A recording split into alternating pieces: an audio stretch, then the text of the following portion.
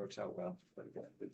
Good afternoon, everyone. Welcome to the meeting of the Maine Right to Repair Automotive Working Group.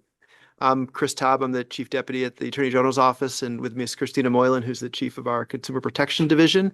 As we do every meeting, why don't we just go around and have everyone introduce themselves? Let me start with Jack on my left. Jack Quirk Auto Group. Jeff Groves here for the aftermarket retailers and distributors.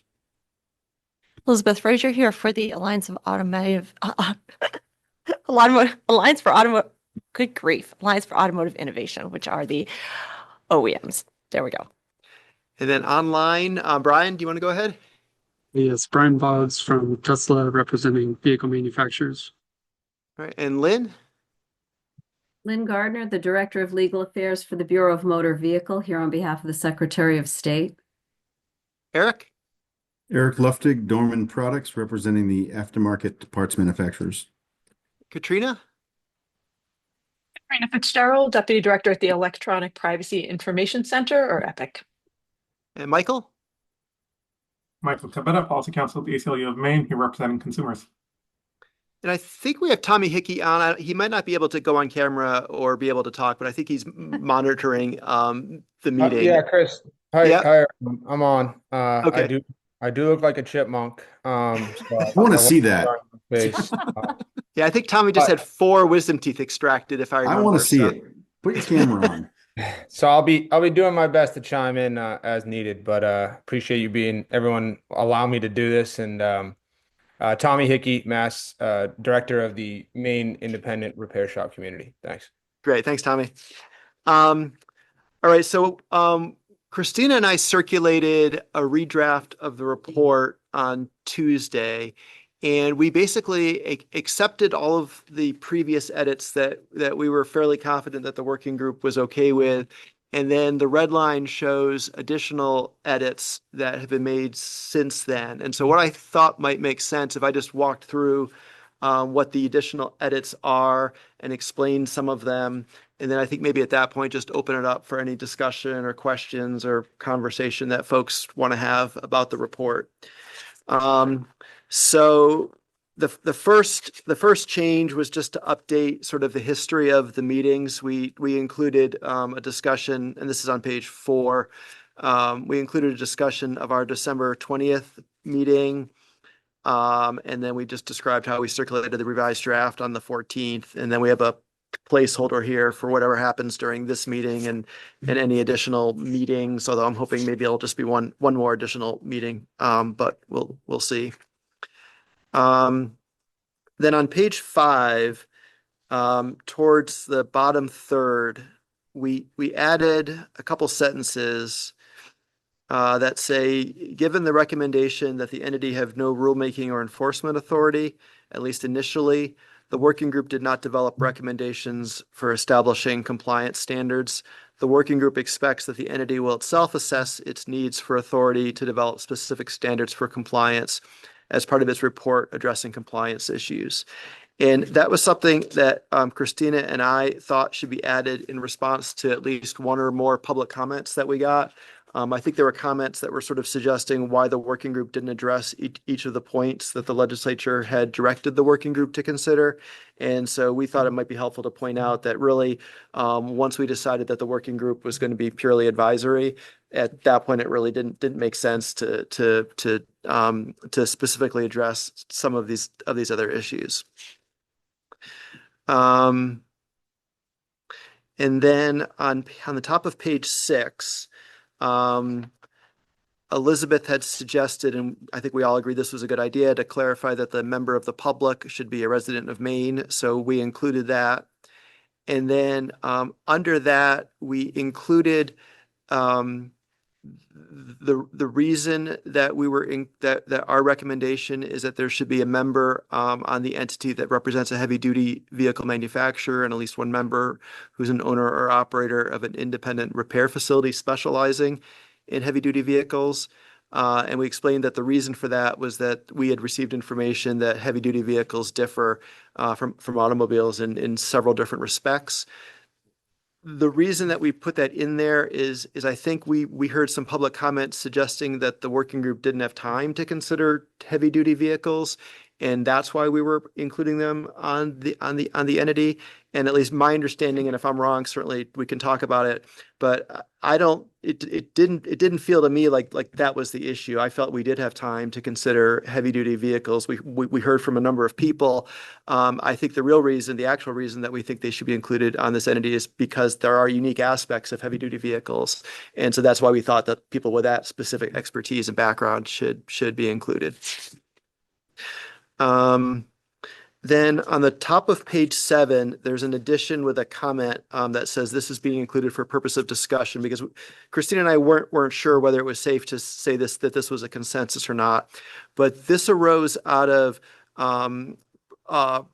Brian Boggs' comments at our last meeting that that there should be like some way to make clear or some way to clarify that there should be some guardrails about sending commands to vehicles when they're not physically present that could cause safety issues. And so I think Brian and I had committed to the group that we would have like an offline discussion and see if we could work out language to actually either include in the statute or in the report that would be that we thought could be consensus language. And we never really got to that. We tossed around different ideas, but we never really got to a point where we could present sort of what I think would be consensus language with respect to the statute. But Brian did suggest that we include this. I don't think this is a controversial point. I think we all, and I could be wrong again, but I think we all agree that there is a potential. If commands can be sent remotely when a vehicle is in motion, there could be some safety risks. So we included that just as a sort of a caution that the commission might want to consider. And then in the other recommendation section, and this is now on the bottom of page 7. There was some discussion in the group at our last meeting about this recommendation for considering hearing from advocates for survivors of domestic abuse in order to sort of consider whether there are any unique concerns or issues that the entity should be considering with respect to telematics data potentially being misused. And I think a few people raised the point that that's not really a new issue. In other words, that's not an issue that is going to arise for the first time because of the right to repair law. It's already a pre-existing issue in the sense that anyone who has access to telematics data could potentially get access to that data and get access to additional data perhaps that really they're not supposed to be getting access to. So in theory, it really should just be repair, diagnostic, maintenance information. But I think the concern was that maybe there'd be a way to access additional information that would shed, that would provide information about the owner, like, whether the car was used a particular day, where it was. So we just tried to broaden the language to make clear that this wasn't something that was a specific concern about independent repair facilities misusing the data, that it was just a more general concern that could arise once telematics data gets accessed. And then on page 8, the Alliance and Tesla had a recommendation for delaying implementation of the telematics piece of the right to repair law. And so we received comments from the aftermarket part distributor representative, independent repair facilities, and the aftermarket part manufacturers that they would like to include a statement about why they don't think the telematics piece should be delayed. And so we attempted to take what they sent us and redrafted it a little bit, but hopefully we sort of captured the main points, but basically to outline why, in their view, the implementation of the telematics piece should not be delayed.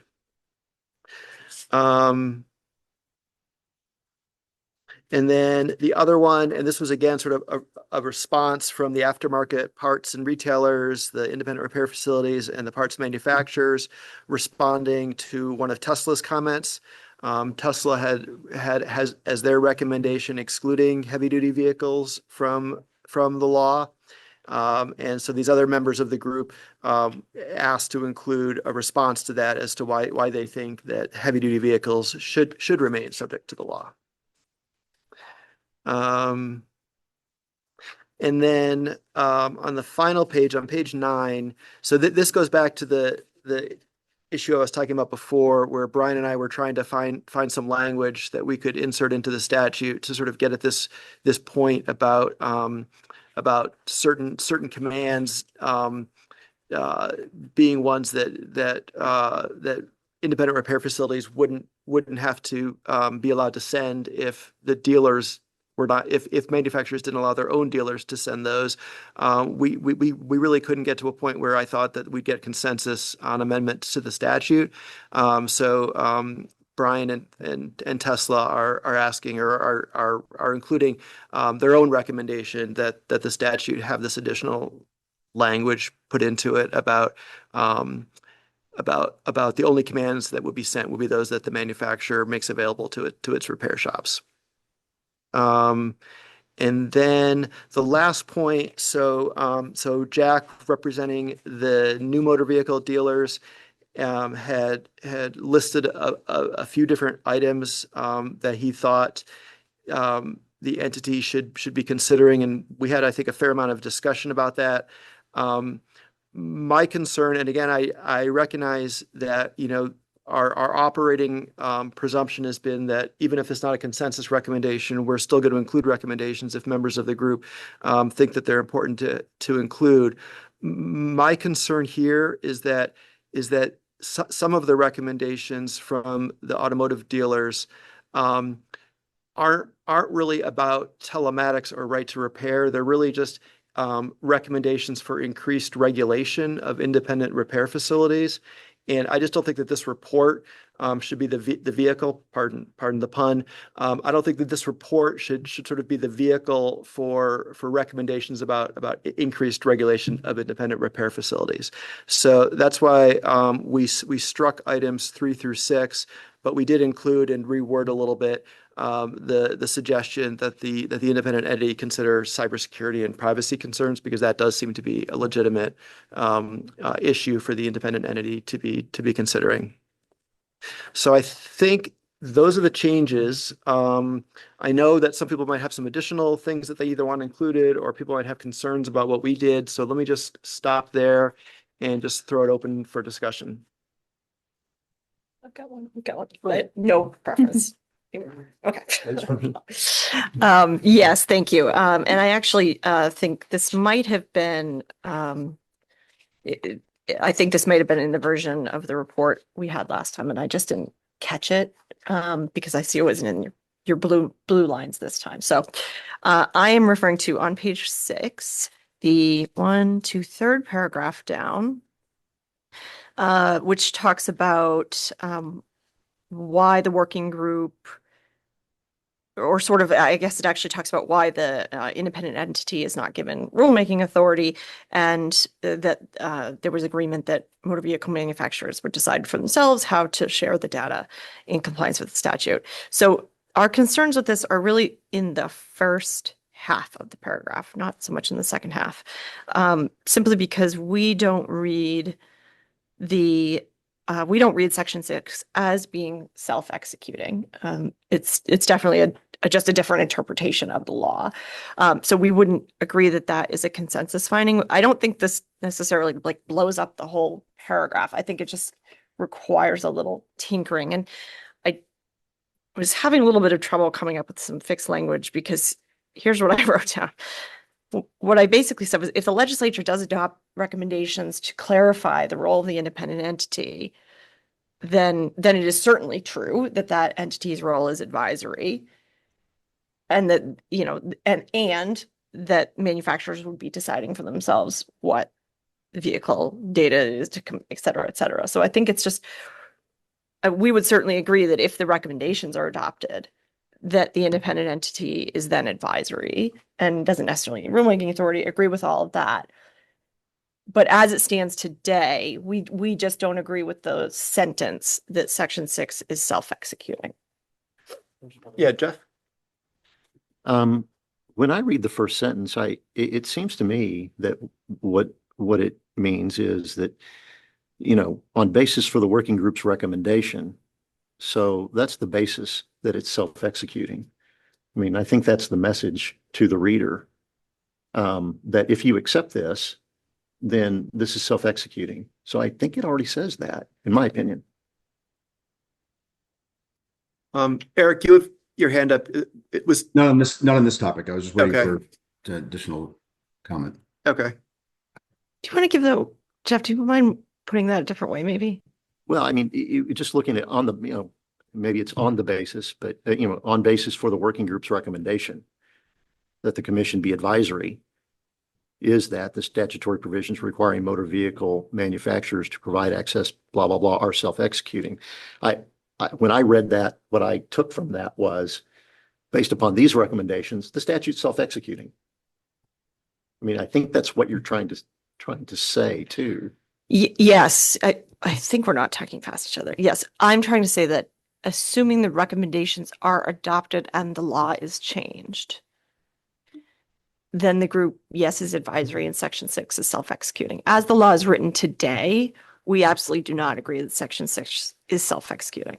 It just, as it like on the books, if we went into today, looked at it, we don't think it's self-executing. But certainly agreeing that it's advisory, because if the changes are made that we've recommended be made, then it truly is advisory. It just, as the law is written today, our reading of it is that it's more than advisory. As you all know, we've hashed this out to death. So I think it's just a question of whether or not we're talking about the law as it exists today, or what it might look like if it's amended by the legislature. What that advisory group would then look like as the amended group. I mean, to your point, Jeff, could we say that one basis for the working group's recommendation that the commission be advisory is that if the working group's recommendations are accepted, the statutory provisions requiring motor vehicle manufacturers to provide access to vehicle data are self-executing? Yeah, I think you could say that. I mean, I do think that a portion, I mean, I do think that the statute, as it exists, is intended for automobile manufacturers to allow diagnostic and repair information to be collected directly from the vehicle. And to that extent, I do think the law is already self-executing. But to the extent that this concept of a independent entity has gone from something that might have been, something with rulemaking authority to simply advisory. I mean, in that sense, I think you've already said it there. It's the pesky platform word again. Yeah, so my understanding, and you can correct me if I'm wrong, is that there is a disagreement. And the disagreement is this. I think that at least some of the automotive manufacturers take the position that until the that the statute as written contemplates that the telematics requirements aren't really going to take effect until the independent entity establishes this platform. And I think there are others who believe that's not the case, and that the telematics provisions are sort of independent of the independent entity and are self-executing. And so I don't think that's is that right, Elizabeth? Did I sort of characterize your position Yes. roughly? Yes, Okay. I think that's right. Yeah. So so I don't think we're going to reach an agreement about that, which is why I'm just thinking if there's language that we can change. And so the other idea I had, in addition to what I just said, is we just shorten this paragraph a lot and just say one basis for the working group's recommendation that the commission be advisory is that the working group reached consensus that at least initially motor vehicle manufacturers should decide for themselves the manner in which they'll provide direct access to vehicle data in compliance with the statute. I would certainly be fine with that. And I will say too, I was meant to mention this before, the topic of the working group being advisory is discussed before in an earlier paragraph, and there's some explanation in there as to why rulemaking wasn't given to them. So I think that is kind of covered. So your suggestion of shorting the paragraph certainly works for me. So does the original suggestion of if then, either way. I don't think this working group gets to decide whether or not the statute is self-executing or not. So if your suggestion leaves that question open, I don't have an objection to it. Yeah, it would leave it open. Katrina, not to put you on the spot, and Katrina Bonish, our staff person, is it possible to put up the language on one of the screens so that we can just do the edit and people can take a look at it? One of the thoughts I had for this meeting is that to the extent we can just see the language, it might make it easier for everyone, and then it might, streamline things. So I don't know, Katrina, is that possible? Okay.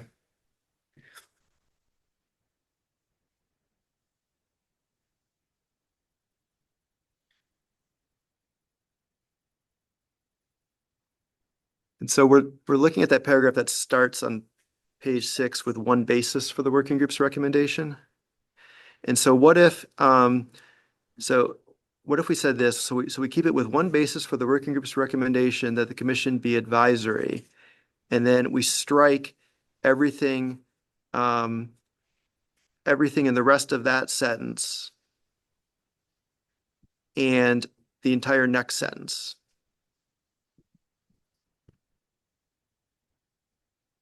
And then we just, Paragraph? nope. So where it starts with a new sentence, the consensus. So yeah, so stop there. And then so the part that's been highlighted would get deleted, and then we would just say one basis for the working group's recommendation that the commission be advisory is the consensus among working group members. Or is the working group's consensus.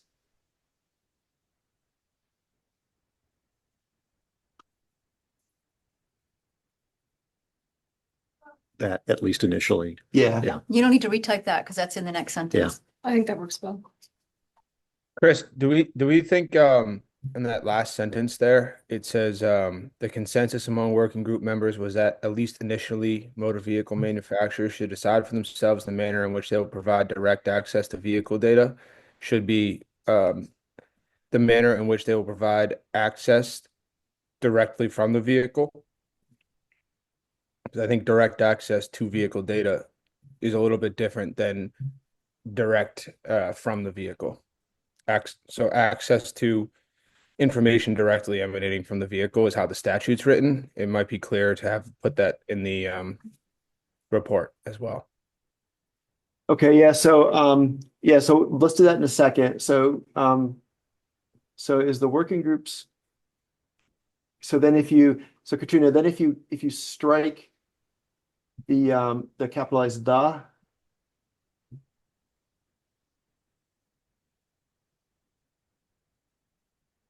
and then I think you can strike among working group members.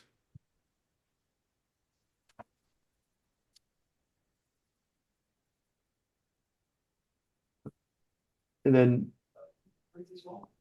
yeah. And then up above where it says is the working groups, it should be a apostrophe S.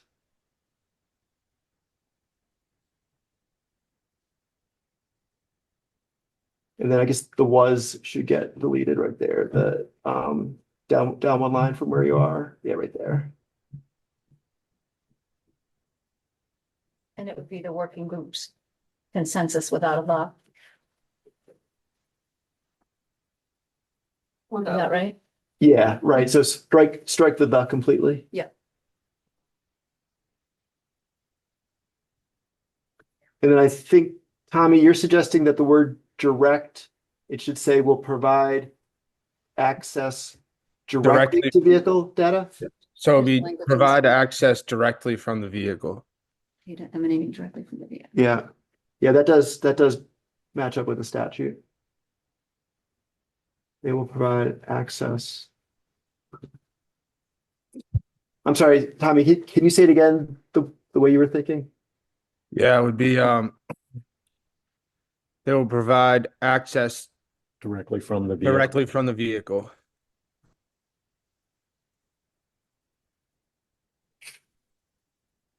So provide access to vehicle data directly from the vehicle? Yeah.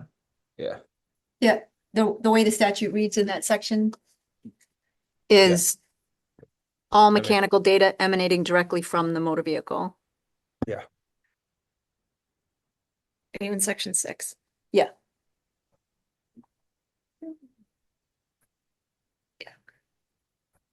Yeah, so Katrina, Elsewhere it in should that say, section, it's talking about directly accessible data. The platform must be directly accessible, and this seems like a strange wording to me. I actually like the original wording because it's more comprehensive. It's talking about like any vehicle data that this is providing direct access to that vehicle data. no, Why change it? Well, it aligns more with the statute because that's what we talked about. I mean, this has obviously been a point of contention, but this language would be exactly what the statute reads. The statute talks about direct access in a variety of different places. well, It's standardized and owner authorized access platform, owner authorization access platform. So the thing that's being equipped is this access platform that's providing direct access to vehicle data. Well, we're talking about the vehicle data right now. We're not talking about the platform. We're talking about the manner in which the vehicle data should be accessed, and it says directly from the motor vehicle. Which is via the platform. I wonder if we could sort of bypass the need for this tedious debate if we just, I mean, I think it says, according to the statute, right? It's in compliance with the statute. So I wonder if there's a way to just say, decide for themselves the manner in which they will comply with the statute, yeah, what if we rather went than back reiterating to, the statute. what about if we said comply with 29A MRS section 1810 Yeah. 6? And that sounds good. Because then No. it's deferring back to the statute. I respectfully, I think that if we make it that short and easy and that broad, and you're going to leave to the motor vehicle manufacturers the method by which they're going to comply with the statute. I think that is overly broad, and it gives them a roving, commission, if you will, to decide how they're going to comply with the statute. There does need to be some reference to data here, So, in my opinion. yeah, no, I think that's a good point. So what if we just did copy the language of the statute and say that motor vehicle manufacturers should decide for themselves the manner in which they will provide access to all mechanical data emanating directly from the motor vehicle? Yes. Okay. Katrina, I'm But gonna say that that again. sentence within the statute is an elaboration on what the capabilities of the platform must be. So what the vehicle manufacturers must provide direct access to is this access platform. And then the next sentence, the one that you guys are highlighting about mechanical data emanating directly from the motor vehicle, is elaborating on what the capabilities of the platform must be. But the actual thing that must be directly accessible is this platform. But when you give the manufacturer the ability to decide for itself what that platform is going to be in compliance with the statute, is that a distinction without meaning? This report in itself is not the statute, so we shouldn't be like fooling ourselves that what we write here is creating additional mandates beyond what the statute describes. So I would just, I like the idea from Chris to just refer back to this is being done in compliance with the statute. Yeah, I think we had some objections to that though, Brian. Well, I'd also add too that the platform is going to be owner authorized. It's going to be standardized, and then so that's the way in which the information is going to be accessed. But we just talked about how the car manufacturers get there is up to them, but the information is going to come directly from the vehicle, and that's what's in the statute. So the platform is, to me, as long as it's owner authorized and it's standardized, that's up to the manufacturers and how they do it. But the manner in which the information is collected is directly from the vehicle, and that's what the statute says.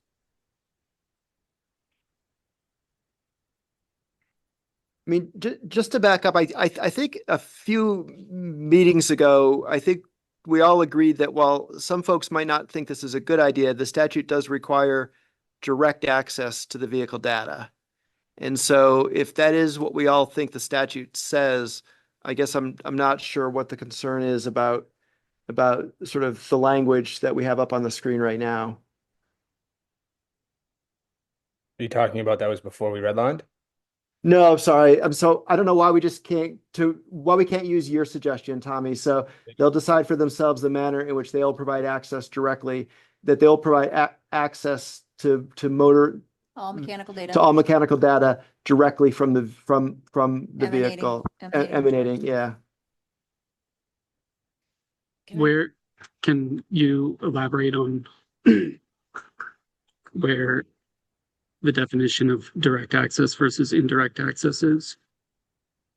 Well, I mean, I guess I thought we had talked about this before, and there was this issue about whether the statute requires someone to access it from the vehicle itself, or whether compliance would also be like getting it from a cloud. And I think we all decided that the statute does require direct access because it uses direct a number of times. So there is no definition of direct and indirect, but it does seem clear that the statute requires that you get the data directly from the vehicle. Is the statute prohibiting access to data via other methods? I thought that's what we all decided a few meetings ago. If so, then I need to go remove capabilities that independent repairers have today that I believe that they should have and that vehicle owners benefit from. That doesn't seem right to me. Doesn't remove anything. It says You that just said it prohibited. There's Like nothing. There's nothing that prohibits what you're doing right now. It's saying this is constraining access. Sorry, it sounds like you are constraining the way in which data is transferred. It's from not the vehicle. constraining it. You can still, like, if Tesla has a different model, they can still use that, but they also have to allow direct access to the vehicle data from the vehicle itself. That's right. So yeah. But then this is saying all mechanical data, and so all the word all is All mechanical now, data required for Hold on, diagnostics let's and just let repair. let's just let Brian finish for a second. I think my problem is with the word all, it's saying any mechanical data, all must follow this pipeline. So to me, that would imply it's prohibiting other pipelines. Well, I don't know how you would read it that way, because it doesn't say exclusively or the only way to provide access is directly. It just says that you have to provide direct access. That doesn't mean you can't also provide indirect access. But if there's some data that by definition is only available indirectly, then and therefore I cannot make it available directly. For example, it's the last known odometer from the vehicle. It's not the current odometer, so it's not coming from the car right now. It's still the last known odometer. And it's available indirectly, such that for the benefit of the owner, 1,000 different data services are not bothering the vehicle to ask for the exact same information, and that it's available on a shared cloud system that everybody has access to. Well, it sounds like I would not be able to make that service available. Well, so I guess I'm not following. I mean, a couple things. First, I'm not sure that prior odometer readings would be necessary for diagnostics, maintenance, or repair. But also, as I read the statute, I mean, if the data isn't on the vehicle, then there's no obligation to provide access to it. Like, this is just providing access to the data that's on the vehicle.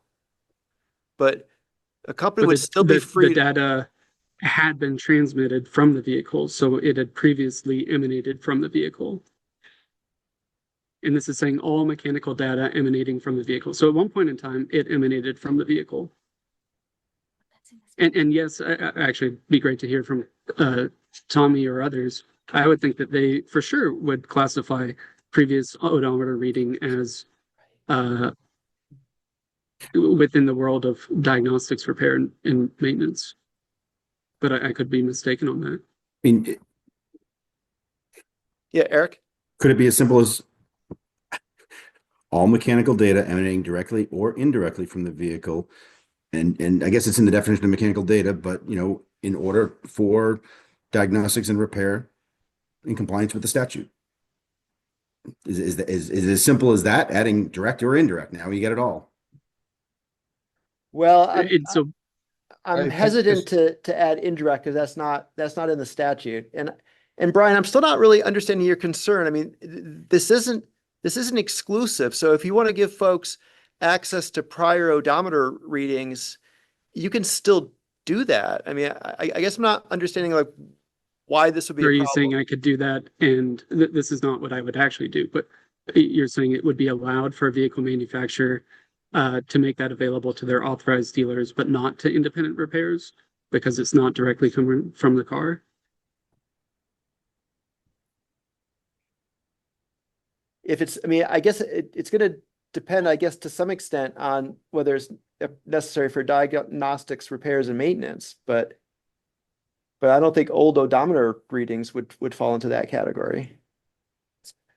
Don't we all just think it's simple Yeah. enough with the language that's in the statute in the report? And if the manufacturers want to go, or Tesla wants to go to the committee that oversees this, they can have their arguments, but maybe you say directly from the vehicle as stated in the statute. Elizabeth? Yeah, I just want to take this back a step because, you know, we were going to look at section 6 and then we weren't going to look at section 6. And we ultimately ended up in a place where we weren't going to look at section 6. And here we are talking about section 6. So as a threshold matter, I find that frustrating. Because we don't have consensus on section 6, right? We're never going to get there. And what this provision of the report is talking about is areas where we have consensus recommendations. And there's just no way that I ever sat here and said, yes, we will agree that we can comply or that there will be compliance with data only emanating directly from the vehicle. Well, I mean, I guess I'll just say that I'm pretty sure we did reach consensus in a meeting where we all agreed that the statute requires direct access to vehicle data. I know that manufacturers think that's not appropriate, that they shouldn't have to provide the access directly, but I'm quite confident that if we went back and looked at our meetings recordings, that we all agreed that is what the statute requires. So it is frustrating to be revisiting this because I thought we had agreement on it. I Yeah. don't recall Well, agreeing to that. I mean, the issue was brought up by the Alliance today, so we're revisiting. This was language that had been agreed upon and had been passed over, I thought. There are no red lines in this paragraph, and now we are revisiting it. So I share your frustration, but I think that's, you know, revisiting it is the cause of it.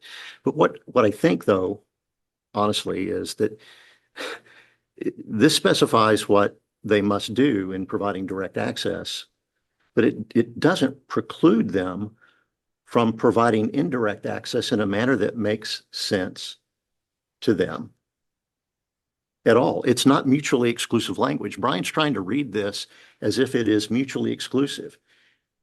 That if they only, you know, are allowed to you know, provide direct access, they can't do other things. I don't read that here. Can I just add, I think, I mean, my concern just stems from saying that it's a consensus agreement. I'm just not sure why we need to touch on it at all. It's just because there's not necessarily consensus here, and I'm not sure why. I don't know that it's necessary to touch on this to get to where we want to go with all the other parts of the report. And maybe I'm wrong. I'm just not sure why this is critical to getting the rest of the recommendations around the advisory committee fixed and on their way, where this is an area of contention. But I mean, let me just repropose. I know, Jeff, that you had a concern about it, but I am wondering if we should just talk about motor vehicle manufacturers deciding for themselves the manner in which they will comply with 29A MRS 1810-6, and then that lets everyone preserve their arguments about what Section 6 requires.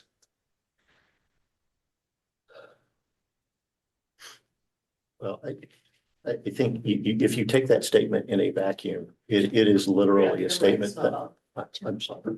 If you take that statement in a vacuum, then it literally basically says that manufacturers get to decide how to comply with the statute in any way they choose.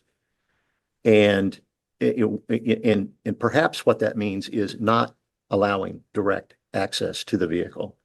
What I don't want to have happen is that to use that sentence as an argument later on to change the statute because the working group thought it would be okay just to let the manufacturers have unfettered discretion in the manner in which they comply with the statute. Yeah, I mean, and I don't know it would do that. I mean, this language wouldn't be saying that manufacturers decide for themselves what compliance with the statute is. It would say that they decide how they're going to comply with the statute. I agree with you in that it doesn't do it in and of itself, but my concern is it will be used in that manner. And that's why we talked about the platform. I think how the platform looks is up to the car manufacturers as long as it fits inside the owner authorized and standardized platform.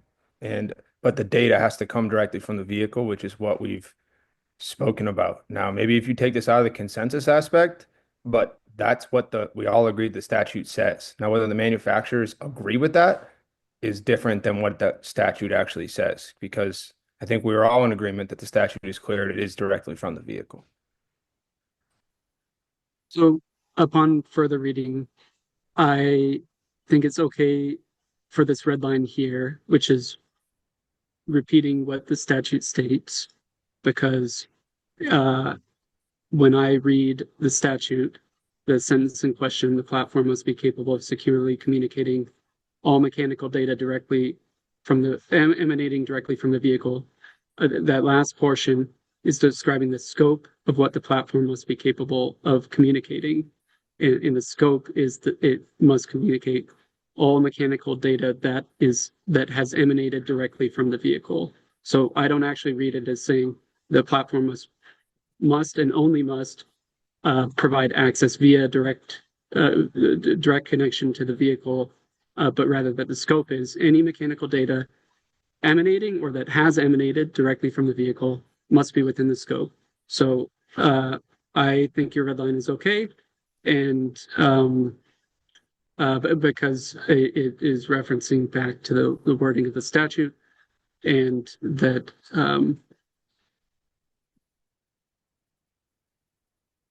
yeah, so if you won't change it to this, I'm okay with that. So Katrina, let me just ask you, can you I think there's one word that needs to come out. It says to all mechanical data emanating directly from the vehicle, and then just delete data. And then, so let me ask, is everyone okay with this language now?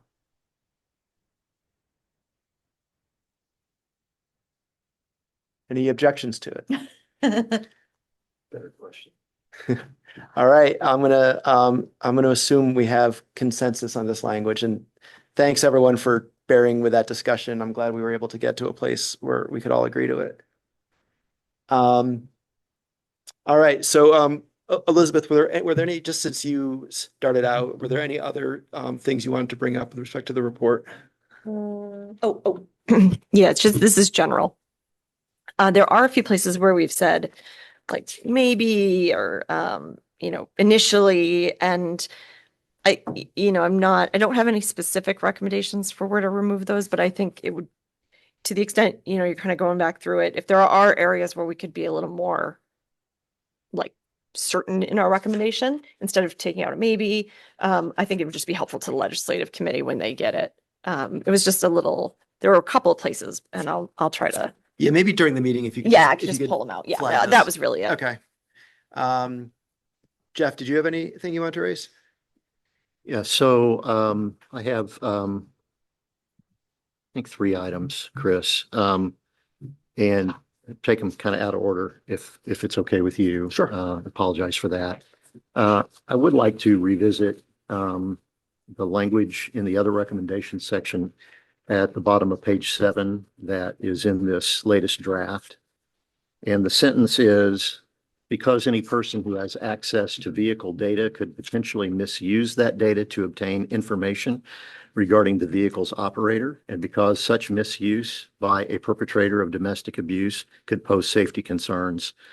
And then it continues. My concern there is I think that a reader would read that and believe that the working group, or at least some members of the working group, believe that there's an enhanced risk to victims of domestic abuse. And certainly we don't want that to happen. We don't want this law to cause any enhanced opportunity for that type of thing. That's not what I'm suggesting at all or advocating for. But when we are really looking at diagnostic, repair, and data information, I would suggest to the group that that's not the type of information that you are going to get when you get information. And I want to give a specific example, if I could. So, now when you take an older vehicle into a shop and you read the OBD2 port to find out why a light is on, or what's going on with the vehicle, it's going to spin out a trouble code. And really, the telematics is going to be spitting out those trouble codes via cellular data or Wi-Fi data. But I presume it's going to be pretty darn similar to what you're going to get from the OBD2 port. And so a specific example of that would be you get a code like P0302. That's meaningless to anybody who's probably not a mechanic. And then it says diagnostic trouble code indicating a misfire on cylinder number 2.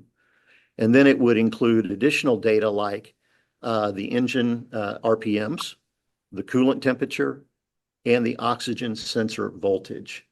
And so when that was the particular trouble code, that's the information that's going to be conveyed. It doesn't convey anybody's GPS location. It doesn't convey their phone number or their address or anything of that nature. And so, I struggle with this language just because I think a reader may interpret it or misuse it in a manner in which they would argue there's an enhanced risk to victims of domestic abuse. And so Jeff, is your thought that this should come out, or is there rephrasing, or what? Well, I mean, I think the phrase vehicle data is pretty broad. Perhaps if we could add a statement, saying that whether or not there's consensus or not, that at least some of the members of the working group believe that there isn't the possibility that the diagnostic and repair data would lead to this. You could leave that language in. I'm not trying to preclude that language if people think it's important. I think it is. I just think there's a fundamental misunderstanding of exactly what type of information we're talking about here when we're talking about diagnostic and repair data. If I could too, just to build on this a little more, the Federal Trade Commission has come out and said multiple times that there is not added cybersecurity threats because of a right to repair legislation. So I think this is to Jeff's point, I think it could scare people or stare people into more of a concern than what the federal government agency looking at it agrees with. And furthermore, the Jane Doe group that has looked at this legislation does not support the fact that this could cause any heightened risk for domestic violence or abuse. So I just want to go on record to say those two groups have said that this is overstated. And to that point, we are talking about diagnostic repair information as stated in the bill multiple times. So I don't want folks thinking that this is a road that has any merits to keep going down. Michael, I think you had your hand up. Yeah, I felt like I should say something because I think this recommendation came from my predecessor, Megan Sway, who was staffing this commission before she left the ACLU. That's correct, right, Chris? Yeah. Okay. This was her suggestion. Yeah, so I hear everything that's being said and it makes sense. I think that maybe this recommendation is being exaggerated a little because it's basically a recommendation that the commission consider hearing from stakeholders about this issue. It's not a conclusion about this issue. It doesn't oppose any findings by trade groups or findings by Jane Doe or any other organization that diagnostic and repair data doesn't really pose a threat to victims of domestic abuse, but I think the recommendation should remain. I unfortunately have to leave in 5 minutes, and so this might be the last thing I say to the working group, but that's my 2 cents. All right, Brian, do you have your hand up? Yes. I think what I heard characterized that diagnostic and repair information doesn't have these privacy security concerns, and they're not. This isn't a cybersecurity threat, as I think Tommy was mentioning. This is really about consumer privacy. I think totally represents the type of information that is included in the scope of all mechanical data used for diagnosis, repair, and maintenance that is emanating from the vehicle. The scope is super broad.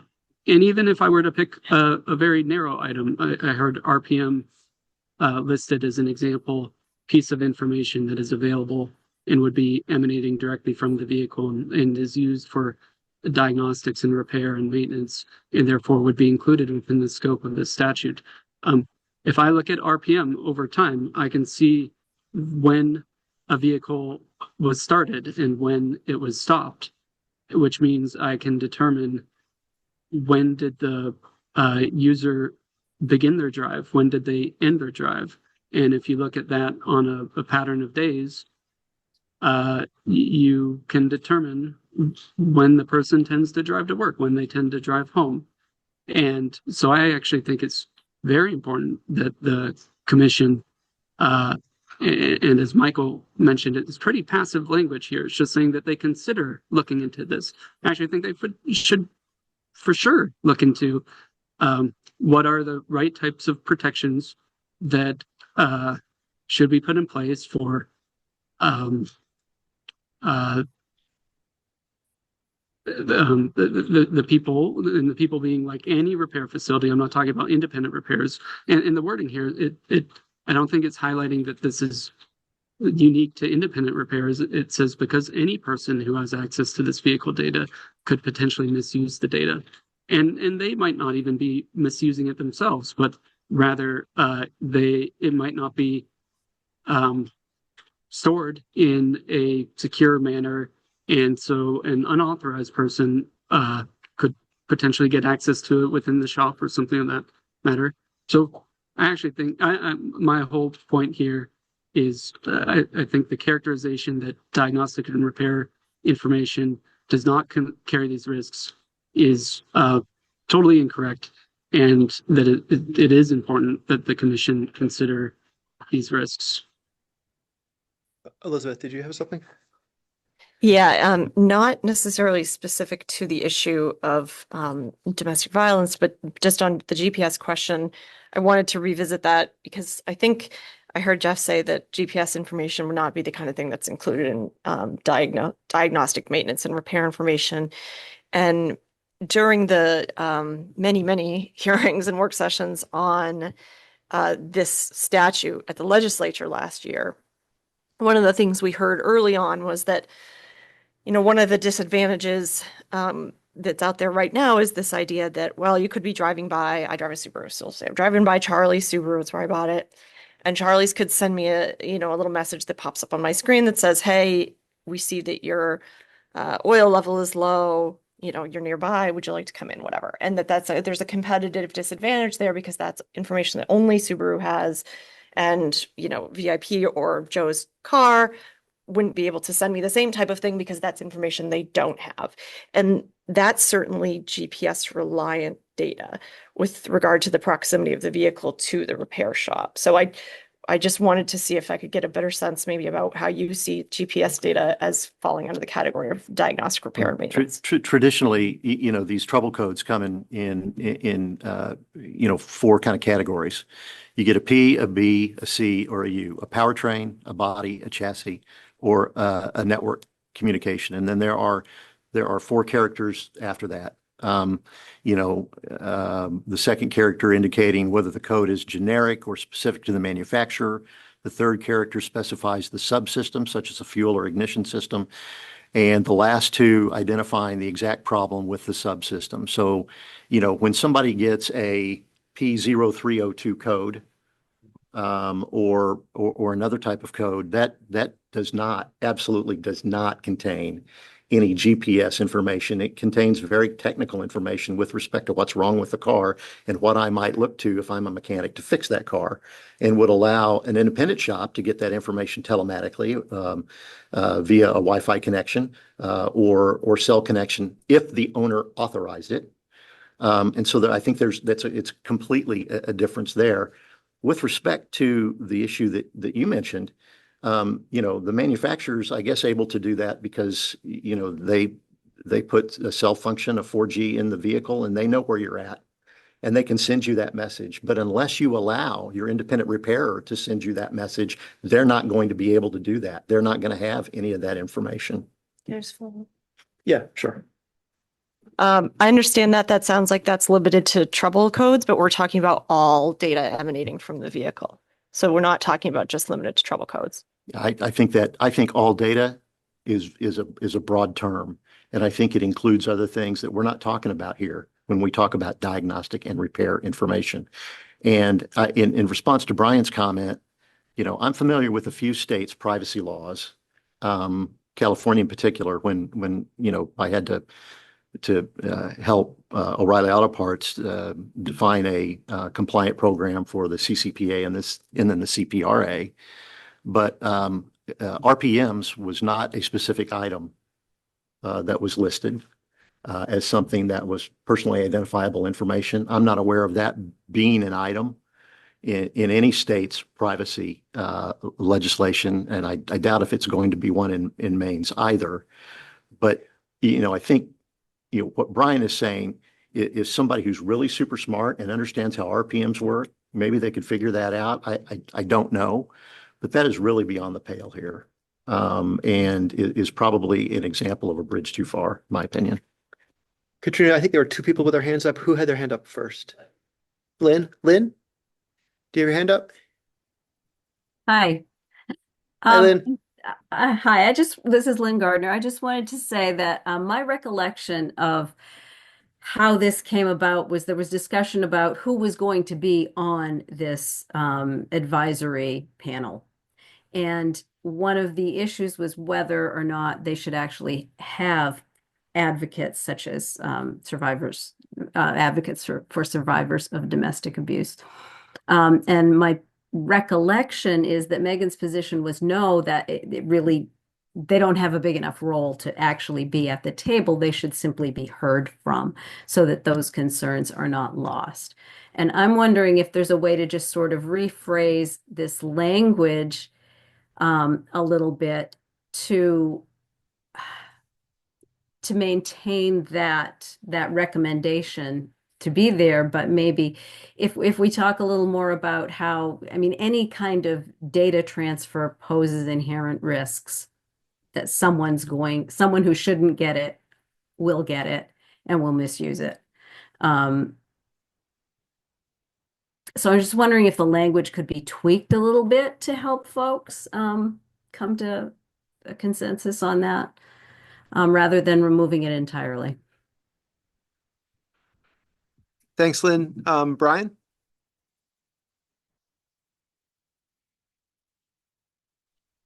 Yes, I totally agree with the comment that all data is a broad term, and that's one of the primary challenges with this statute. If the scope of the statute was just trouble codes, I totally agree that many of the privacy, security, safety, cybersecurity concerns would be much less of an issue. But that's not the scope of the statute. So we shouldn't fool ourselves to thinking that there is not a risk here because these are just trouble codes. We're not talking about just trouble codes. And I do not think, like it was characterized, that it would take extensive effort and knowledge and capability to go from the concept that monitoring RPM gives you what time of day is the vehicle driving and when is it not driving. That is super straightforward. Is the engine on? Is the engine not on? So I just don't want us to underrepresent the risk item here. And that this wording is pretty passive, as Michael had mentioned. It's the commission should consider hearing from these advocates. I do not see what the problem is with that statement. There's been no group that said it this because of this law that vehicle data could potentially misuse this for safety concerns for a perpetrator of domestic abuse. No one's ever said that. In fact, the domestic groups that have looked at this ballot initiative have said that there is no heightened risk of this due to this law. So it just feels like to me, I think they should absolutely have a voice on this. I think there's a lot of information that manufacturers collect and disseminate, but it won't be due to this law that there's a heightened cybersecurity risk to We're that not talking data. about cybersecurity with this. Yeah, we are. We're talking about the fact that someone could potentially misuse this data. So that would be a breach of security, right? Because this is car owner authorized data. But again, this is repair data, and I think it's nothing more than people getting their car fixed where they want. And I think when you go down and you put something like domestic abuse in this, when there's been no group that's deemed this to be have any I merit, just I think gave that's tough. a super straightforward example. Whether other groups have recognized this or understand that we're not talking about just trouble codes here. This seems worthy that the commission should look into these items, whether it's for domestic abuse or just consumer data privacy generally. It seems worthwhile for the legislator to be considering. Like, we don't have a generalized data privacy law in Maine, but the world of consumer electronics and online presence is definitely complicated, not just for automobiles. So I think it's great to recommend that the legislator and the commission consider hearing from these advocates, both for this statute, but also ongoing into the future. I think Katrina, did you have your hand up? Yeah, but if you need to chime in, I can. Yeah, no, yeah, go ahead, please. Yeah. Yeah, I just want to, say I agree that this isn't asking much. And I think it's going to be difficult to, without referencing the fact that a perpetrator of domestic abuse could use this data to, in ways that pose safety concerns, it's going to be difficult to reference why they should hear from advocates for survivors of domestic abuse. So this is not saying that has happened in the past. It is simply saying that it is a possible misuse of that data. And it's really important, I think, that the commission hear from advocates for survivors. And I would advocate that this does not get changed. Let me just call on Michael. I think he just put his hand sure, up, and I of know course. that he needs to go soon. Yep. So, Michael, do you want to go ahead? Thank you so much, Chris. I do need to go, and I do really this time mean it when I say it's the last time. I think you'll hear from me.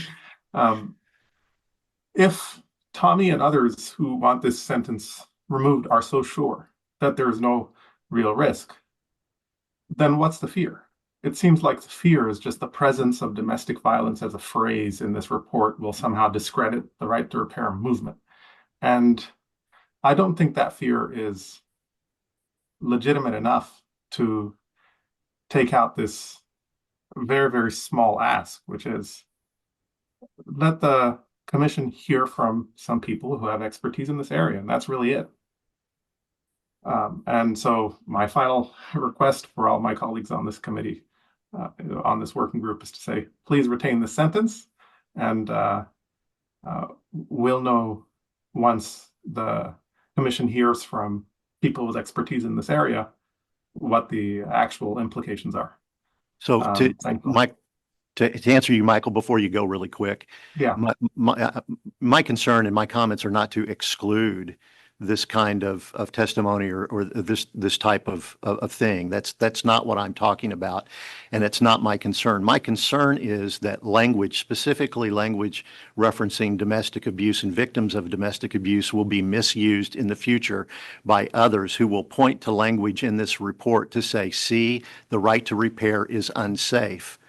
It's not because I want to keep anybody from the table or to keep anybody from having a voice, but I am terribly afraid that language in this report will be misused in that fashion, and it won't have anything to do with victims of domestic abuse.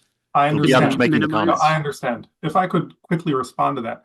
If people in the future misuse this sentence, it would be very, very easy to discredit their misuse by just quoting the sentence back in full form and within context. The sentence just says, could potentially misuse. And that's it. It doesn't make any conclusions. It doesn't cite any studies. There's no data associated with it. And so I hear you. You're worried that this sentence will be misused. I think any potential misuse would be very, very easy to rebut. And it also says any person.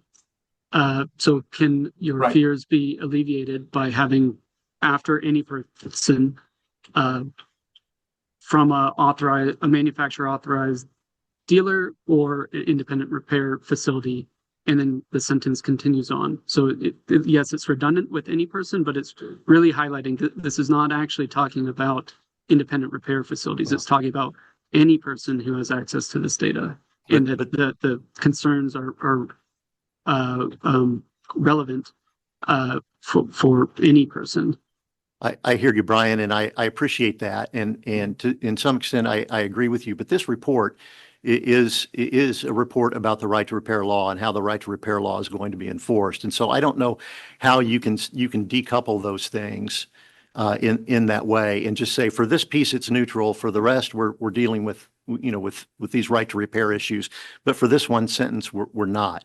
Can there be language? Of course, there can be language. Maybe this language stays and you add a sentence. I don't know, Chris, but I mean, Well- I just wanted to make sure that my concerns were heard, and that's why I brought it up, because I want to be able to make sure that everybody on the working group and I know this record will be preserved, that no one here is saying that the right to repair law causes additional concerns that there will be more victims or in heightened victims of domestic abuse. Chris, could I suggest? Let me just hold on. Oh, yeah, go ahead, Tommy.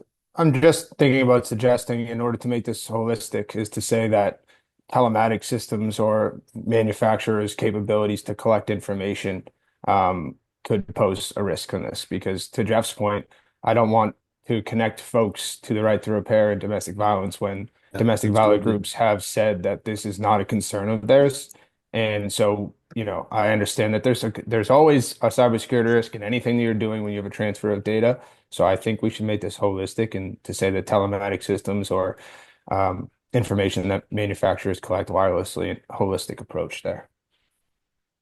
So, I mean, here's, I think, where I am, which is that, I totally appreciate that in a perfect world, the telematics data that's going to be transmitted is only going to be data that's going to be for purposes of diagnostics, maintenance, and repair. And maybe that data is not going to include anything like location or how often the car was driven or when the car was last turned on, but maybe it will.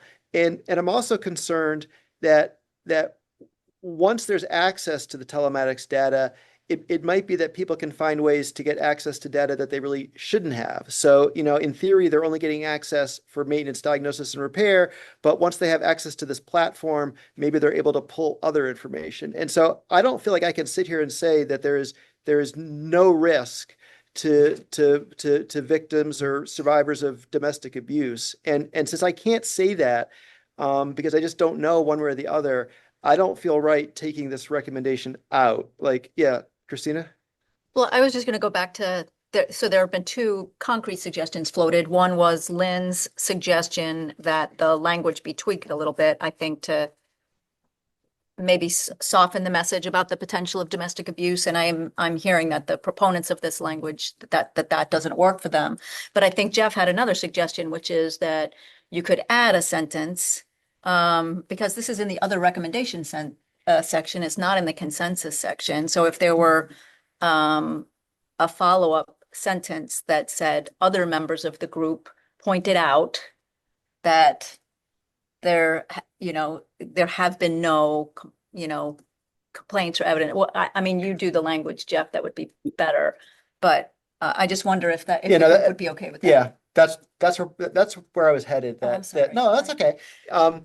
Is that, I mean, I do wonder, to follow up on Brian's suggestion, if maybe we say, any person, including like, manufacturers, dealers, independent repair facilities, and others, or something. I don't know, like, we could think about that. But I do think, Jeff, that maybe the solution is to have another sentence that says, like, other members of the group don't believe that there's any potential for abuse, or don't believe this poses a risk, or something like that. Happy to provide that language. And if you're amenable, I don't know if you can do it while we're here today, but it would be awesome Right. if you could, and we could come back to you in a little bit. But if not, not a biggie. But yeah. Lynn raised her hand. Lynn?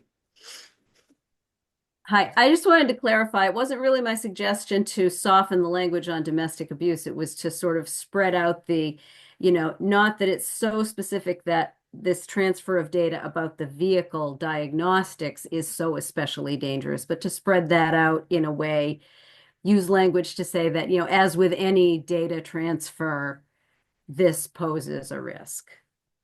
My apologies, Lynn. Yeah. Okay. I think sorry, my hand's raised here.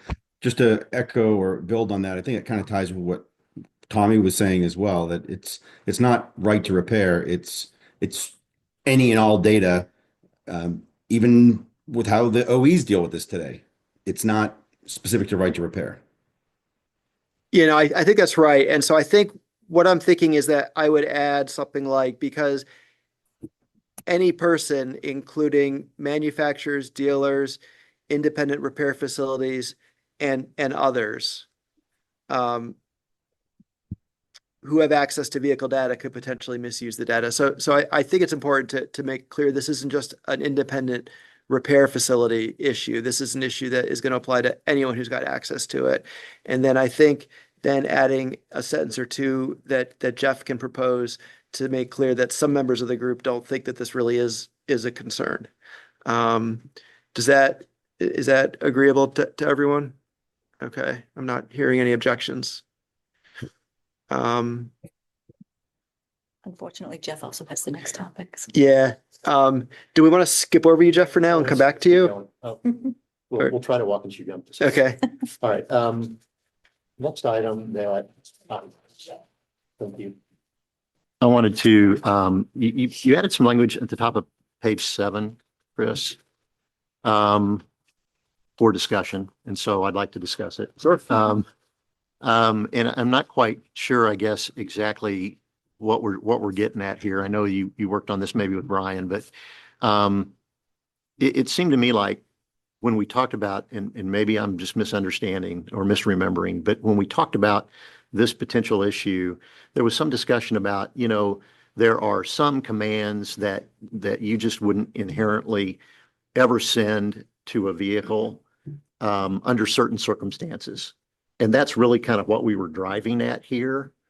And so if that is the case, it makes sense to me. And could I suggest that maybe we add, as an example, there are some instances when it would be unsafe to send, a message to a moving motor vehicle, as by way of example, so that people can kind of understand what we're talking about. And then perhaps an introductory sentence to this paragraph, something to the extent that Maybe we should just do it in real time, Jeff. Do you? So do you want to? So the first sentence that I would propose to add here would be a sentence that says, there is, and I would hope this would be true, maybe it's not. And There- just go slow so that Katrina Yeah. can. There is consensus. Yep. Top of page 7. Yeah, right there. there is consensus that an automaker would not send an unsafe command or to a command to a vehicle in an unsafe manner. So we start with that premise that car makers are not going to do that. So if it's not safe to send a code to a moving vehicle, that's not going to happen. You could leave the language that you have and then add a sentence afterwards that says something like, by way of example only, automakers have determined that certain commands should not be sent to a moving vehicle or a vehicle while the vehicle is in motion. Where's that sentence gonna go, Jeff? Is it gonna go It's gonna, after it's the, gonna go after, it's gonna go below, before the Right, sentence yeah, that right starts? there. Oh, right there, okay. after risks. That's, you can just leave, and you could leave the language that you've got already Yeah. dropped in. Okay, Because I just thought giving an example of what we're really talking about here. Otherwise, when you look at this language, at least when I look at it, I'm not really quite sure what we're talking about in Yeah. terms of safety risks and some and physically present and, you know, what is that really getting at? And Yep. it leaves an opportunity to be defined later. and so I think there was a sentence that you were starting to say, like a for example sentence. Oh, sure. Yeah. By way of example only, automakers have determined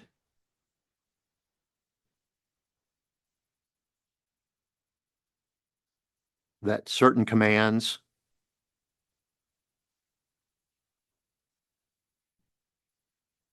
should not be sent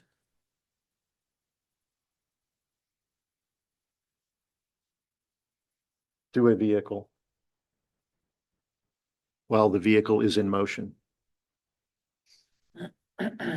Just to give the reader kind of an example of the kinds of things we're talking about.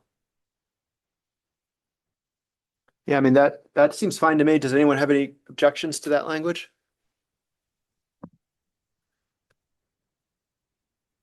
Are there any hands up, Katrina? No? Okay, so I think. What's that? Yeah, Jack? I'm not saying there's anything wrong with the language, but I'm still trying to understand how one is going to be able to go in and retrieve the information through a cloud or through something. And it's not as much as the manufacturer or, you know, trying to stop a vehicle, which they can do right now through police, is that someone could actually go in and hack. You know, we hear it every day, right? Hospitals, governments. And I just want to know what the protection is. So when someone's driving down the road, even though we're saying it's just mechanical data, they can actually, someone was smart enough, they could probably go through the cloud and stop that vehicle because you can do it now. Even though the information is only, the data driven is only mechanical, but it can be done. And it has been done. So I want to be real careful on things like that, you know, and that kind of goes back to the previous discussion on domestic abuse. It's someone is going to be smart enough or already is smart enough that can hack this, not entity, but cloud, you know, however they're going to get into the system. Right now, you can't, as far as I understand, but you're going to be able to do this. So how is someone going to be protected from someone who wants to go after somebody? Because they have, number one, the information on the vehicle, and maybe they did get permission from the customer the day before. You know, how does that stop and go? You know, I know it's referenced in there that it says it's time limited. Well, what happens if it says I need all day to get into your vehicle to fix the car? Because sometimes when you do a flash, it takes all day.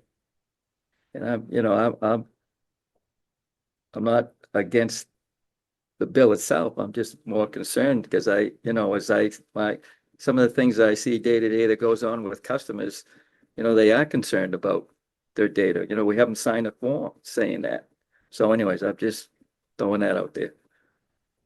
I mean, I think those are good points, Jack. And I think part of the, I mean, I think this is in part what Jeff's getting at is that to the extent that the law can be clarified to make it to put some guardrails up, so a command to lock the brakes isn't sent when the vehicle is moving, and then to the extent that you might have bad actors out there. I mean, that's the case now, right? I mean, anyone who has access to this But now telematics we're data. making it easier for them. Yeah, well, Yeah. and that's the policy decision that the legislature has made, and consumers are still going to have control over that. I mean, it's the consumer who's going to decide, do I want, and I'm not minimizing your Yeah. concern because I think it's legitimate, but it's not that it's anything different than what we're facing now. It's just there's going to be an expanded group of people, And but those people are going to yeah. be acting with the permission of the vehicle owner. These codes that are in there, I've known at times when technicians are trying to go in and fix it, they put the wrong code in or do something wrong, and it does lock up the brakes. Yeah. It can happen. So yeah, no, so all good points. Is this language, just to make sure, Christina? There's a couple typos. Sorry? There's a couple typos. Oh yeah, but we can fix the typos. But in terms of the substance, is everyone? Oh, Brian, do you have something? Yes, please. Just, can we remove the word only? It can read as like only automakers have determined, and I don't think the word only is necessary. And then I think we're all agreed on this, that the example being given is useful and helpful in describing that you might not want to send a command to a vehicle while the vehicle is in motion. But I just wanted to remind folks that the actual risk pertains to when cars are parked or in motion. And so I just don't want the commission to misunderstand that they, for example, should add language to the statute that constrains independent repair's abilities to send commands to vehicles while vehicles are in motion, and rather it's that good judgment should be applied when designing these commands as to when it's appropriate to send the command to the vehicle. And I think that comes through in the language. I think the syntax, change in syntax takes care of your issue, Brian. I'm not Yeah. saying only automakers, by way of example only, comma, Yeah. automakers. That works. And then you agree that or I'm curious to hear if other people think the commission would misunderstand this and incorrectly constrain the ability of independent repairers or dealerships to not be able to send commands to vehicles in motion, but rather what we want them to do is to clarify the language, which allows auto manufacturers and others working in this space to apply good judgment in designing systems where appropriate commands could be sent to vehicles at appropriate times. Yeah, this was just intended to be an example. It wasn't intended to be anything exclusive, but just to give the reader a kind of a feeling of I what think kinds it's a of great things are we example. talking about. So Yep. Okay, this looks good to me. Thanks for adding the comma. All right, so I think we're all set with that language. Jeff, did you have something else? the last thing that I had was the language on page 9 that starts with Tesla recommends. And I've read this language a bunch, and I know we talked about this the last time, and I think Brian sure helped me try to get over and understand it, but I'm still not there. Especially the language that talks about, that the manufacturer makes available to its authorized repair shops. And so what I would propose is simply adding some language, leaving his language or your language there. But adding language that certain members of the working group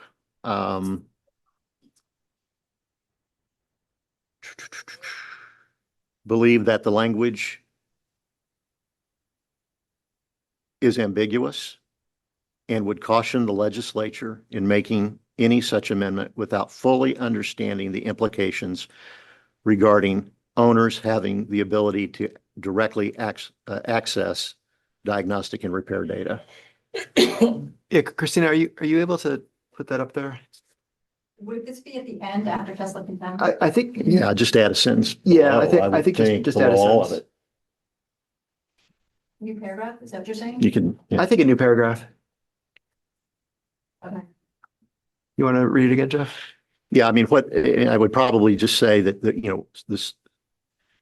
I would list the working group members. So working group members representing, So we'll we'll fill that in. Yeah. Yep.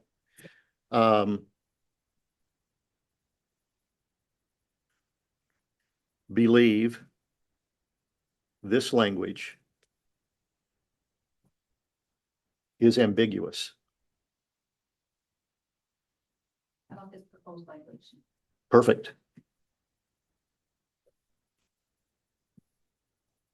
Period. No, and would caution the legislature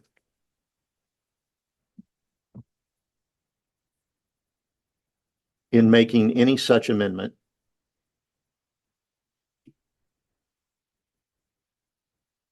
without fully understanding the implications regarding owners having access to diagnostic and repair data. Diagnostic, repair, and maintenance data, Sure. put in maintenance. Yep. Is there a sequence to that phrase? I think it's usually maintenance, diagnostic, and repair, but I'm not positive. We'll fix it up when we. So Brian, this is a response to the language that you added. Are you okay with some members responding with their concern about your language? They can respond however they want to respond. Obviously, I would describe my language as not being ambiguous because I think it is super clear that it says any ability that the dealership gets, the independent repair is going to get, and that creates a very level playing field. So I guess I'm interested or curious to know from, I think that was Jeff speaking, in what way, like what are the implications regarding owners having access to maintenance, diagnostics, and repair data?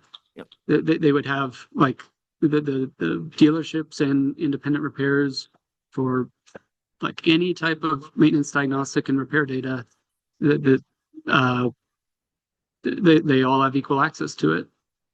Well, so when the language that you've proposed uses the phrase that the manufacturer makes available to its authorized repair shops, maybe there's a snapshot of that and how that looks today as a point in time, but that doesn't mean that over the time continuum, there's not going to be changes and decisions made by manufacturers with respect to what information is or is not supplied. And so, your language creates, in my opinion, some ambiguity about that as It's not might go supplied, forward. then isn't it not used for diagnostics, repair, and maintenance? I think you're getting at the fear that manufacturers would somehow withhold this information from their authorized facilities, but would somehow still provide the information and through some sort of back channel.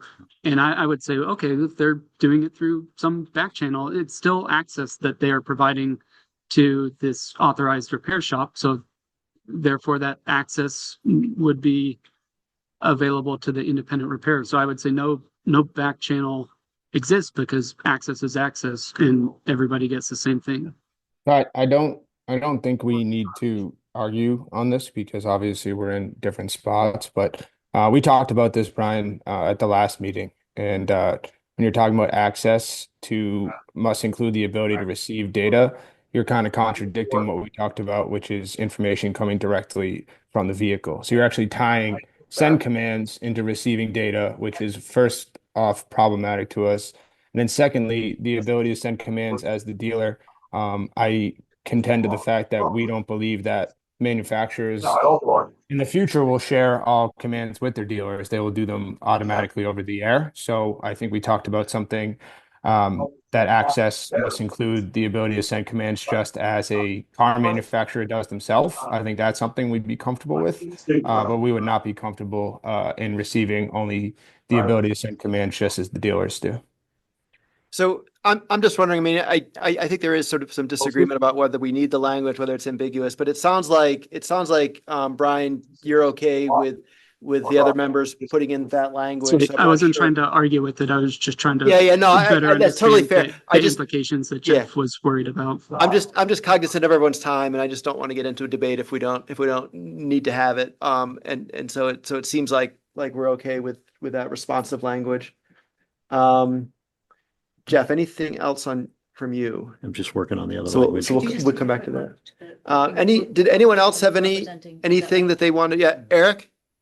Yeah, and I realize this is late. Can everybody hear me okay? Yes.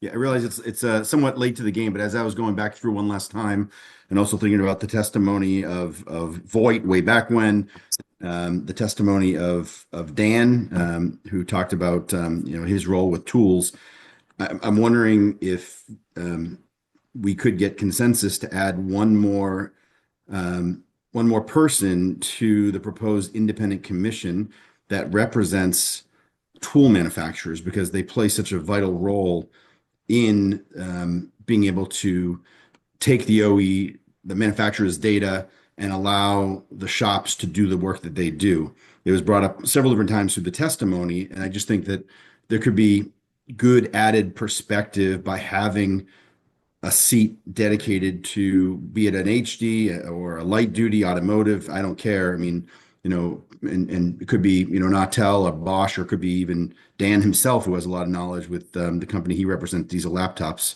But I think it's a very important voice that plays a vital role in this whole transfer and use of repair information.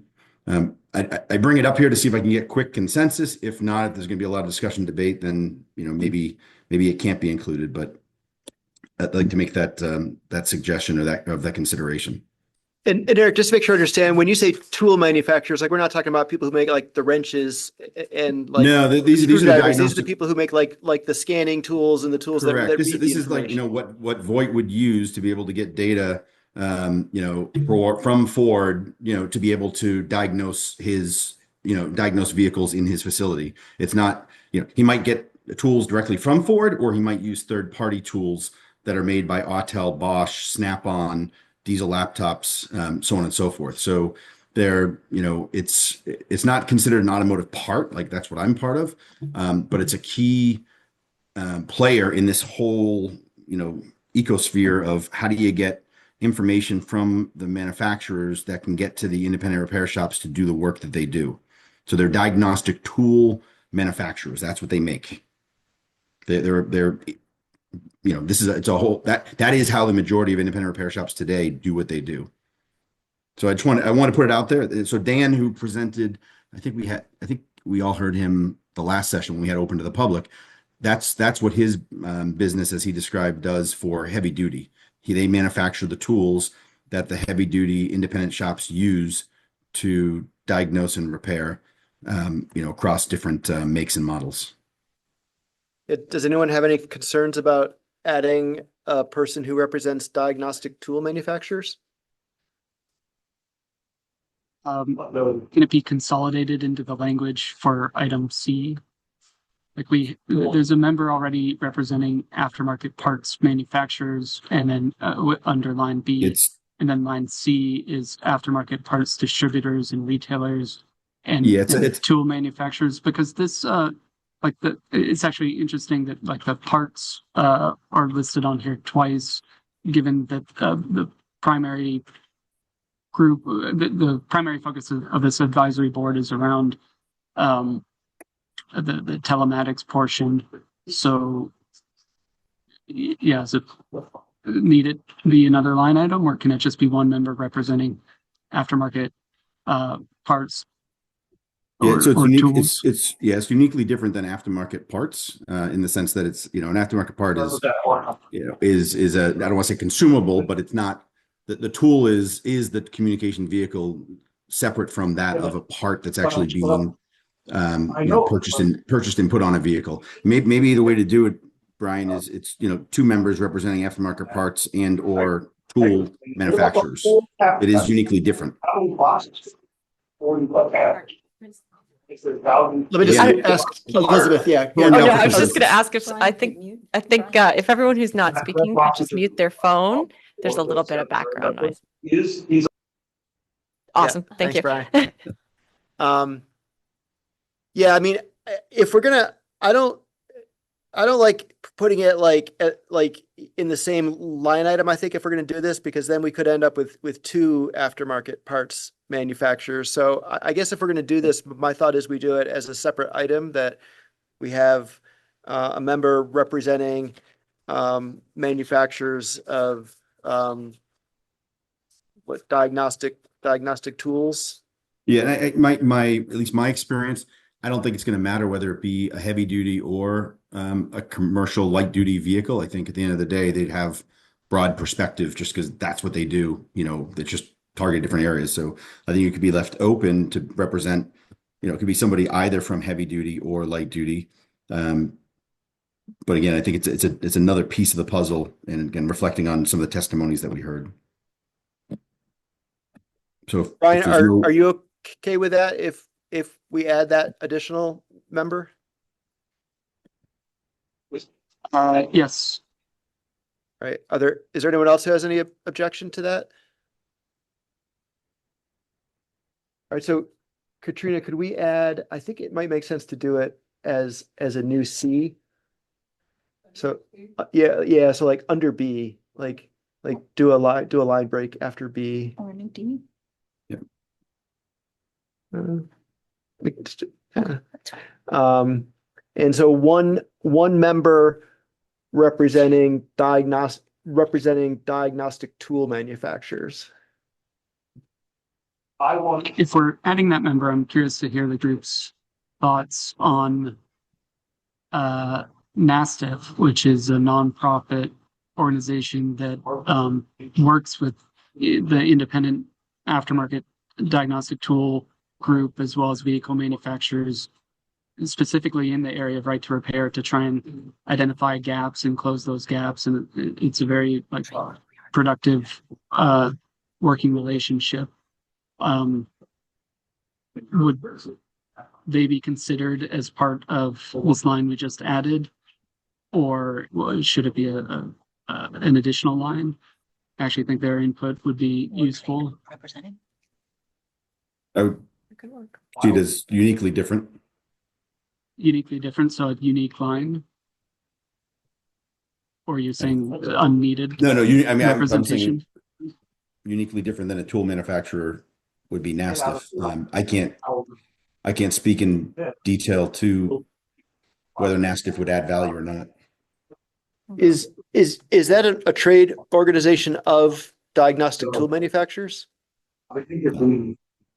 No. They're at the national level a liaison between automakers and repair technicians to it came up in one of the previous working group sessions in one of the discussions where they identify gaps or hear from the independent repair community or dealership community as to what's working and not working, and then they work with auto manufacturers to close those gaps, which are often like an unintentional Windows update, modified something and it needs to go be closed out. And then they also run the secure data release model, which has been mentioned in some of the working groups as to how auto manufacturers or how individuals are authorized to work on secure areas of the vehicle. It's essentially like a registry of locksmith style technicians who have access to perform duties like locksmiths.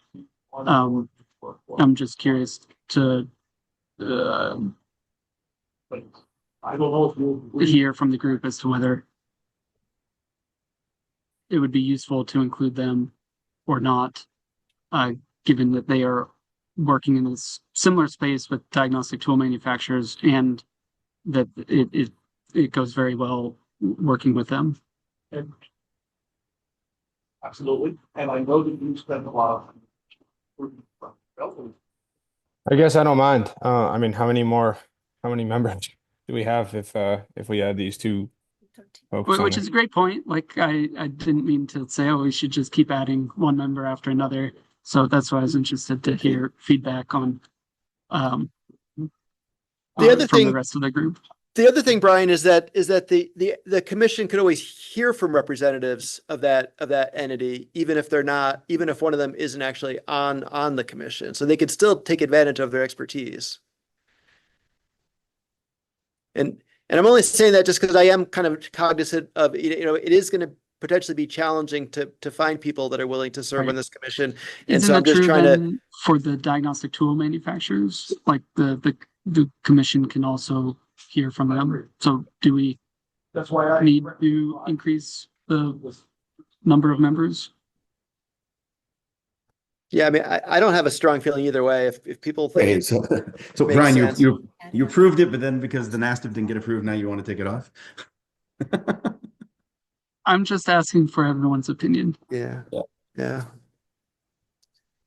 I was going to say what. I was moved by the testimony of Dan in particular, and that's why I went back to Voight. And they've got a lot of knowledge in this area, direct knowledge. So that's why I thought it might make sense to have them there.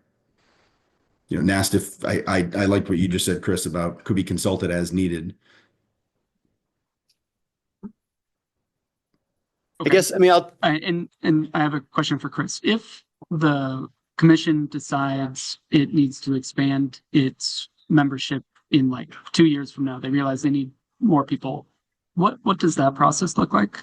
yeah, so they would, in their annual report to the legislative committee, they would make a recommendation that the statute be amended to increase the membership to include some additional type of person or people. Okay, so there is a pathway if that is deemed to be needed, which sounds fine to me. Okay, so are you good then, Brian, if we just keep it with the member representing diagnostic tool manufacturers? Yes. Okay. Thank you. All right, I'll come back to you in a second, Jeff, but anybody else that had changes? Yeah, Elizabeth? Yeah, just a small thing.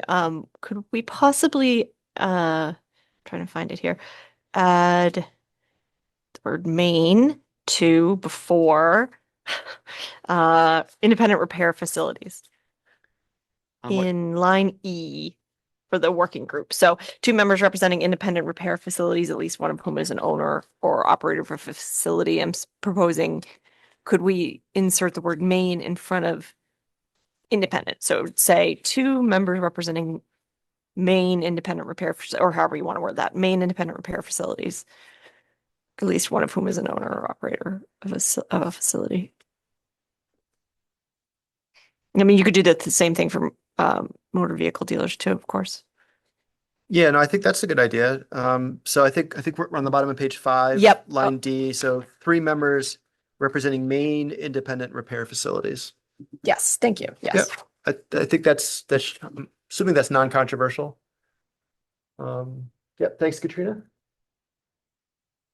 Anything else, Elizabeth, you had? That was it. Sorry. Would you do the same thing for motor vehicle Yeah, dealers? yeah, I think that's a good point. Yep. Yeah, Did you catch that? yeah, sure, you got it, yeah. All right, maybe back to Jeff, unless anyone else has anything. All right, Jeff, All right, so here's what I've come up with for better for worse. I'll just read it first and then and just, Could you remind? so Katrina knows, can you just remind us where we are on Yeah. the? It's in the other recommendations where we talked about the domestic. Yeah, it's at the bottom of page 7 in that last paragraph, starting second sentence is where we're at. But my proposal is simply just to add a sentence Okay, and leave the language that is proposed the way it is. And then we can do this slower in a minute, but here's the language. Notwithstanding certain members, and that would be whoever would agree with this, would seek to clarify that the working group is not suggesting in any way that 29 AMRS section 1801 or that diagnostic repair data presents an additional risk of domestic violence to that which already existed before the statute. Okay, yeah, you want to say it again Sure. slowly? Just give me your paper. Yep. Here, let me just, if you can read my handwriting, I think you can read it.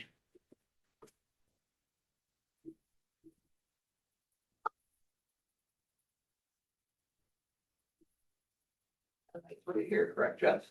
Right, it's at the end. Pardon me? Where I just. Oh. No, it should go under the sentence that says the commission should also consider hearing from advocates, so it should go like. I put it right here. As a new paragraph. Okay, go for something. I think a new paragraph, because I think we've been breaking by paragraphs, different people's. Okay, fine. Do you think it should be the same paragraph? Okay. I don't care.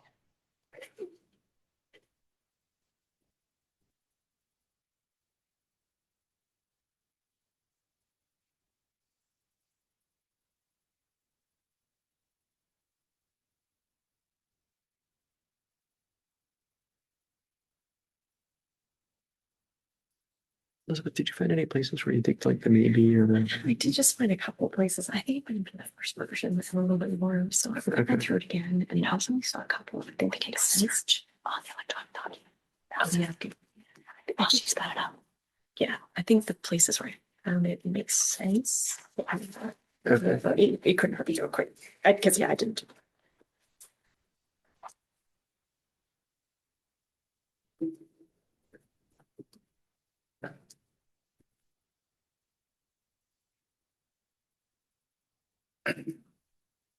And so Jeff, you're thinking that we would write in, like, once we find out who wants Yeah, to join on, right. we would write in which members. Right, Yeah. exactly.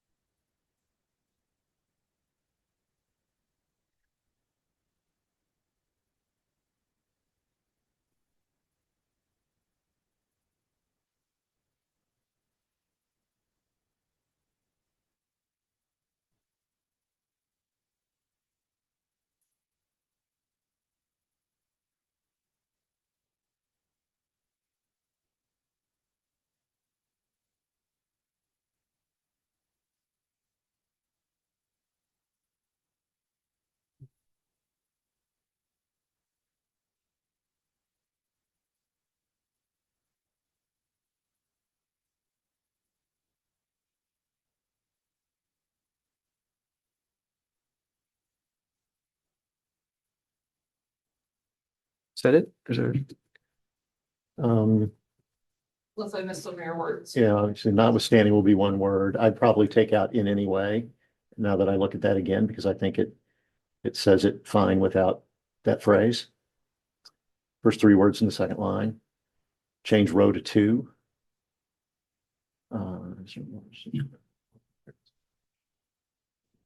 Or that, and put an or after 1801.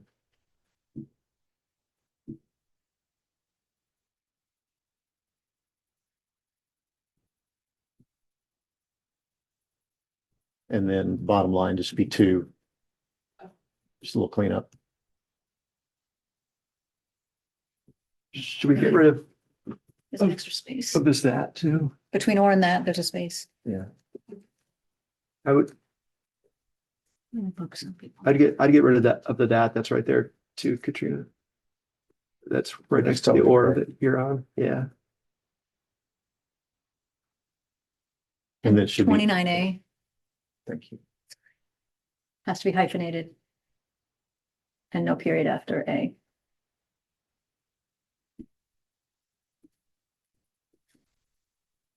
Jeff, do we need the notwithstanding? I'm not sure what that means in that context. Is there a different way to Just- introduce the sentence or? I mean, you could just take the word out, but you know what Space.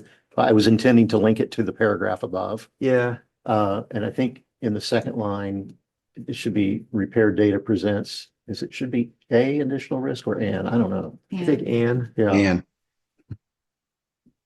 And then would seek to clarify or take the position?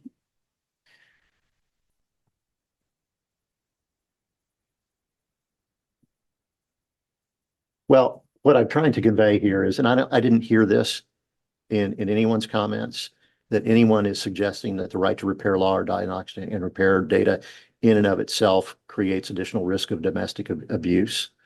So to me, the clarify word is important.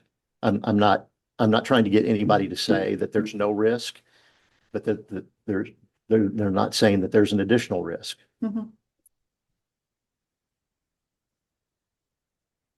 I would change You could I say would clarify. that it doesn't create a new risk, but additional is a bit different than the word new. It's not like it's yeah, that the diagnostic repair data presents a new risk, but it is increasing the exposure to an existing risk. And I don't think we need to state that. It's just more accurate if additional was replaced with new. And then I would also say There we that certain go. members, it could be consensus. Like I agree that this isn't creating a new risk, but it is expanding an existing risk.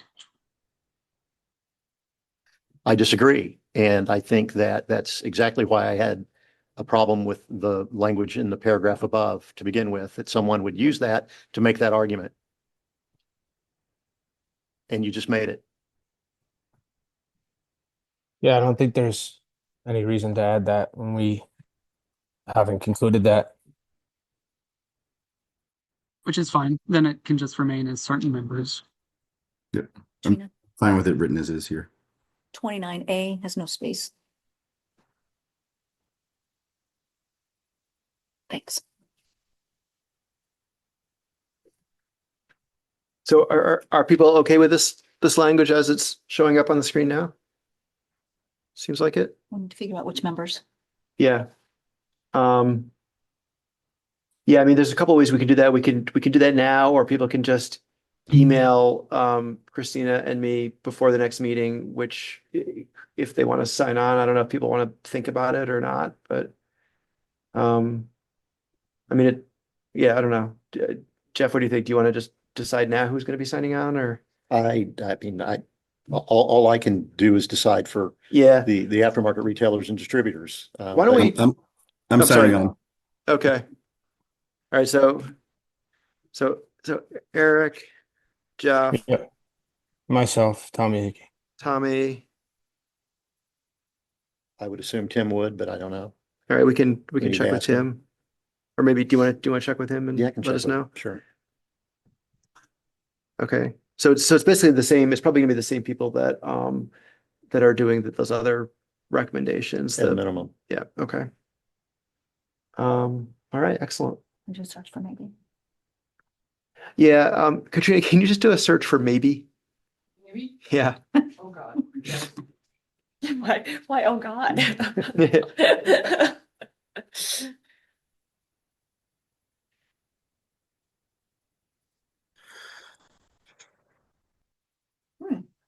Looks like we got rid of them Yeah, all. I think it's the old version. Okay. Yeah, that's good. Good check. Thanks. Thank you, Katrina. Um, what's that?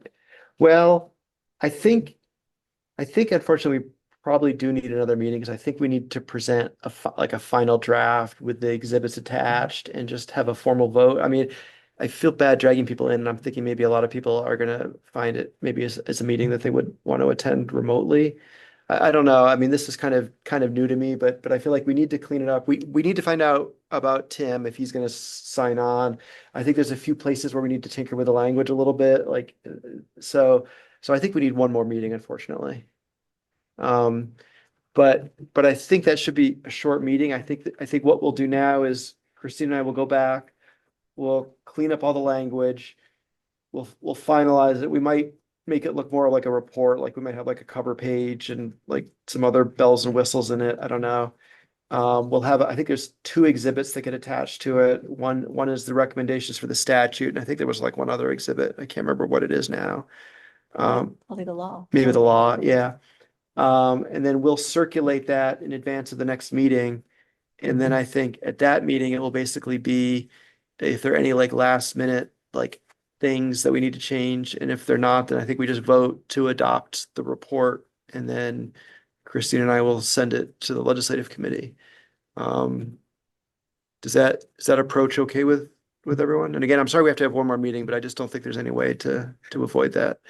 And so in terms of timing for the next meeting, I mean, we don't need to submit the report until the end of February, so there's no huge rush.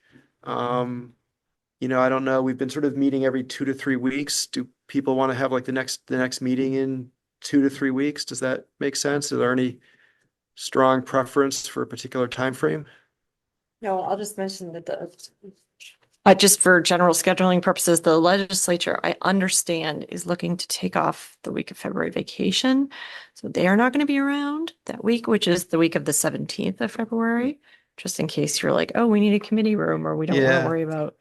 It is late. That's the only, That's my only concern. I don't think Yeah. there'll be any snafus, but if there is one, Yeah. it doesn't give us much time to fix it. that's the only thing I'm I in have. California that week. so Okay. I could probably attend remotely. but- Yeah. Oh, the end of the first week of February could be tricky for a lot of people, would be my guess. So Well, February 14th. As long as we finish in a nice, timely manner, I will support February 14th. I yeah, have really good dinner reservations. what?